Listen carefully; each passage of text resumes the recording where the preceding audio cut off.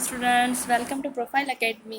जैसा कि हमने अपनी 7.1 एक्सरसाइज स्टार्ट कर दी है, उसके लास्ट 2 क्वेश्चन रह रहे हैं। ठीक है, वो करके एंड देन अपनी एक्सरसाइज को करते हैं कंप्लीट। चलिए आगे चलते हैं।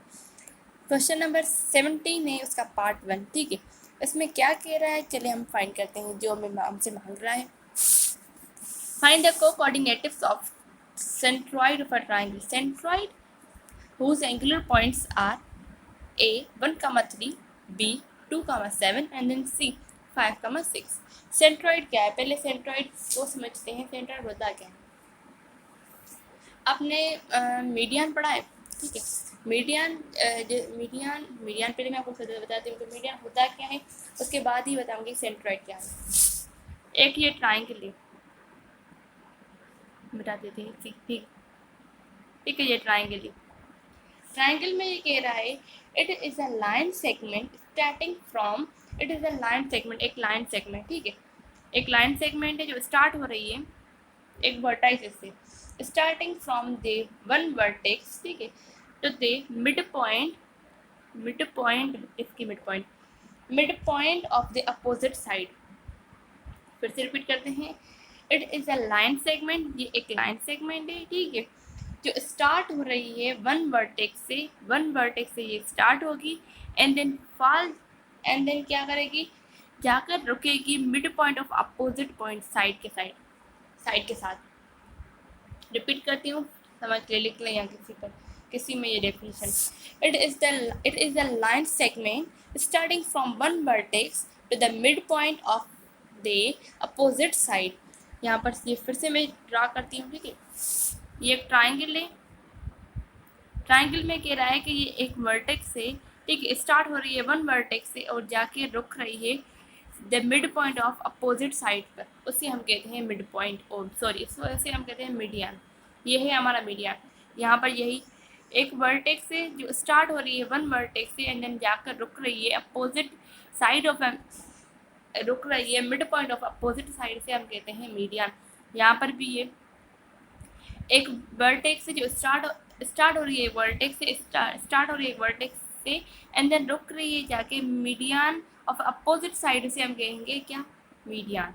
ठीक है, अपोजिट साइड और जाके रुक रही है mid point of opposite side से हम कहेंगे मीडियन। ये क्या है, 3 मीडियन यहाँ पर बन गए। ठीक है, अब ये जो कॉमन पॉइंट है, यहाँ पर ये जो कॉमन पॉइंट है उससे हम कहते हैं सेंट्रॉइड।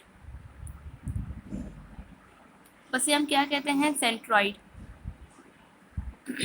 जो कॉमन पॉइंट होती है मीडियन की, 3 मीडियन जो वो आपस में मिल लें, उसे हम उसकी जो कॉमन पॉइंट होती है, उसकी मीटिंग पॉइंट उसकी होती है, उसकी जो पॉइंट ऑफ कॉन्करेंसी होती है, उसे हम कहते हैं सेंट्रॉइड।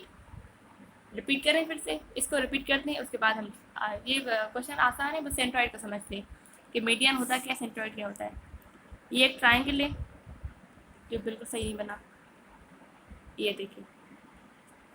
ठीक है, ये हमारा ट्राइंगल है एंड देन क्या कह रहा है, एक लाइन सेगमेंट। ठीक है, एक लाइन सेगमेंट है जो स्टार्ट हो रही है फ्रॉम वन वर्टेक्स से एंड देन जाकर रुक रही है mid point of opposite side से हम कहेंगे क्या, मीडियन। फिर से एक लाइन सेगमेंट है जो स्टार्ट हो रही है वन वर्टेक्स एंड देन जाकर रुक रही है mid point of opposite side से हम कहेंगे मीडियन। फिर से एक लाइन सेगमेंट है जो स्टार्ट हो रही है वन वर्टेक्स से एंड देन जाकर रुक रही है mid point of opposite side से हम क्या कहेंगे, उसे कहेंगे हम मीडियन। अब ये जो 3 लाइन्स क्रॉस हो गई, उसके बीच में जो एक कॉमन पॉइंट मिली, एक पॉइंट ऑफ कॉन्करेंसी मिली, एक मीटिंग पॉइंट मिली, उसे हम क्या कहेंगे, उसे हम कहेंगे सेंट्रॉइड, जो हमसे मांग रहा है। ठीक है, सेंट्रॉइड का फॉर्मूला होता है क्या, x, y इक्वल्स टू, यहाँ पर ये लिखा हुआ है, ये मिटा देती हूँ मैं, यहाँ पर इसका स्क्रीनशॉट निकाल लें, फिर मैं इसको मिटा लूँ। ठीक है, निकाल लिया आप, ये फार्मूला है x, y equals to x1 plus x2 plus x3 divided by 3, y1 plus y2 plus y3 divided by 3। ठीक है, इसी फार्मूले में क्या करेंगे, ये जो वैल्यूज है पुट करके अपना आंसर निकालेंगे और आंसर होगा हमारा 8/3, 60/3। ठीक है, सिंपल था ये। इसका पार्ट 2 तो बिल्कुल ही आसान है। सही सेंट्रॉइड समझ में आ गया अब के लिए, तो पार्ट 2 करते हैं इसका। पार्ट 2 यही पॉइंट्स दी गई हैं एंड देन जो फार्मूला था ये लिखा हुआ है, x1 plus x2 plus x3 divide by 3 comma y1 plus y2 plus y3 divide by 3। पहले एब्सिसा को ऐड करके फिर डिवाइड करें 3 से, उसके बाद ऑर्डिनेटिव को ऐड करके डिवाइड करें 8 करके, फिर उसके आंसर को डिवाइड करें 3 से। आपका आंसर आपका आ गया -17/3 डिवाइडेड बाई 2/3। यहाँ पर ये जो 17 क्वेश्चन है वो हो गया खत्म। अब हम चलते हैं आखिरी एंड लास्ट क्वेश्चन इस एक्सरसाइज का 18 क्वेश्चन में क्या कह रहा है। 18 क्वेश्चन में क्या कह रहा है, a straight line passing through the point, एक स्ट्रेट लाइन है जो पास कर रही है, a straight line passing through the point, एक स्ट्रेट लाइन है जो पास कर रही है पॉइंट्स के, किसको पास कर रही है 7,9 को एंड देन -1,1 को। फाइंड करना है हमें point in the line whose जो वर्ड ऑर्डिनेटिव है, ऑर्डिनेटिव मिला हुआ है, एंड देन हमें यहाँ पर जो फाइंड करना है वो एब्सिसा फाइंड करना है, ये एब्सिसा फाइंड करना है हमें। ठीक है, सारी पॉइंट्स हमें गिवन है। रेशो पहले फाइंड करेंगे क्योंकि रेशो नहीं दिया, रेशो की मदद से फिर ही हम एक को फाइंड कर सकते हैं। क्या कह रहा है, एक स्ट्रेट लाइन है जो पास कर रही है 2 पॉइंट से ये, एंड देन उसमें जो पॉइंट है फाइंड अ पॉइंट, वहाँ पर हमें एक पॉइंट फाइंड करनी है, जो एक लाइन है वो क्रॉस हो रही है, वो पास कर रही है किसको, ऑर्डिनेटिव को 4 को। यहाँ पर हमें जो फाइंड करना है वो एब्सिसा फाइंड करना है। ठीक है, एक पॉइंट दी गई x,4, ठीक है, ये तो हम यहाँ पर रखेंगे, एंड देन 2 पॉइंट्स कौन सी है 7,9 एंड -1,1। यहाँ पर रेशियो पहले फाइंड करेंगे, उसके बाद ही हम, अब ये कैसे पता चला कि ये रेशियो इंटरनली लगेगा या एक्सटर्नली, ये तो मैं पहले से ही बता रही हूँ कि ये जब भी ना लिखा हो तो हम वहाँ पर इंटरनली डिवीजन फार्मूला ही यूज़ करेंगे। ठीक है, फार्मूला क्या है, mx2 plus nx1 divided by m plus n comma my2 plus ny1 divide by m plus n। ठीक है, ये फार्मूला इसी फार्मूले में पुट करेंगे अपनी वैल्यूज़ को। ठीक है, वैल्यूज़ को पुट करने के बाद ये वैल्यूज़ पर हमने पुट कर ली, उसके बाद ये एक वैल्यू है, दूसरी ये वैल्यू है। अब कंपेयर करेंगे इसको इसके साथ, एंड 4 को क्या करेंगे इसके साथ कंपेयर करेंगे। चलते हैं आगे, इतने तो आपको समझ में आ गया होगा। ठीक है, इसके कुछ सवाल मैंने आप जो पीछे वाले कुछ लेक्चर है उसमें मैंने करवा दी है, अगर आपको यहाँ समझ में नहीं आया तो आप वहाँ पर वो स्टेप देख सकते हैं। ठीक है, वो क्लियर एक्सरसाइज है, कॉन्सेप्ट क्लियर है वहाँ पर भी, यहाँ पर भी ये ऐसा नहीं है। यहाँ पर मैं जल्दी जल्दी इसलिए करेंगे क्योंकि ये मैंने पढ़ाया हुआ है। ठीक है, इसलिए मैं रिपीट करवा रही हूँ, बस ये समझिए ये रिपीट हो रहा है आपके साथ। अब ये तो हमें अभी नहीं किया, अभी पहले हमें रेशियो फाइंड करना है, उसके बाद हम ये यूज़ करेंगे। रेशियो कैसे फाइंड करना है, m plus 9n divided by m plus n equals to 4। ये जो m प्लस n है ये इधर जाएगा, तो यहाँ पर क्या होगा 4m प्लस 4n।